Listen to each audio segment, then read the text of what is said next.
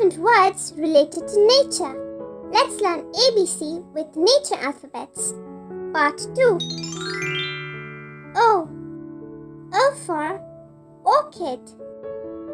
Orchid. P. P for puddle. Puddle. Q. Q for quack, which is the sound of a duck. Quack. R. R for rainbow. Rainbow.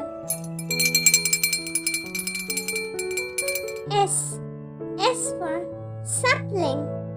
Sapling. T. T for tulips. Tulips.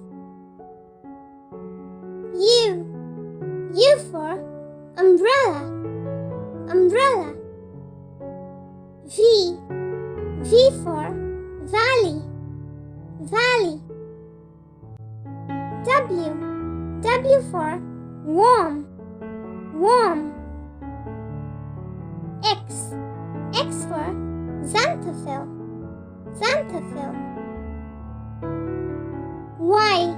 Y for yard. Yard. And lastly, Z. Z for zinnia. Zinnia. Yay! And that brings us to the end of this lesson.